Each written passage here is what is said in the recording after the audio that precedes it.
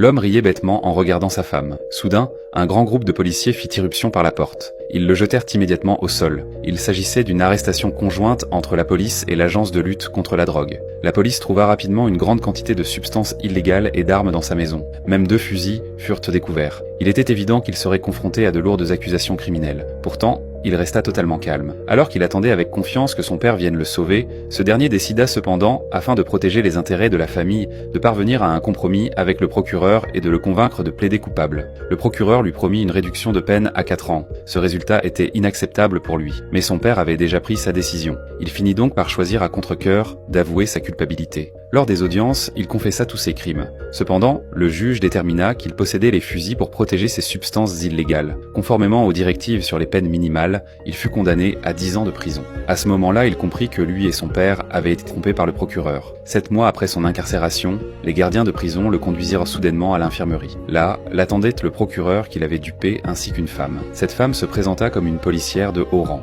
Elle avait découvert que l'homme s'adaptait très bien à la prison et qu'il était ami avec tous les grands gangs criminels. Il dirigeait même un petit commerce parallèle, louant des magazines aux détenus. Ils appréciaient que sa capacité à s'entendre avec tout le monde. Il pouvait se faire des amis en quelques phrases seulement, tout comme la femme qui se tenait maintenant devant lui. Elle voulait lui proposer un marché. Il voulait le transférer dans une autre prison pour se rapprocher d'un tueur en série et lui soutirer l'emplacement d'un cadavre. Il soupçonnait ce meurtrier d'avoir tué 14 jeunes filles, mais la police n'avait retrouvé qu'une seule victime. Il devait en trouver une autre pour le condamner définitivement. La prison où le tueur était détenu était un véritable cauchemar, un établissement réservé aux criminels les plus dangereux. Il refusa immédiatement la proposition, mais la femme lui expliqua que s'il retrouvait le corps, il lui accorderait une remise de peine totale. Pourtant, il refusa toujours.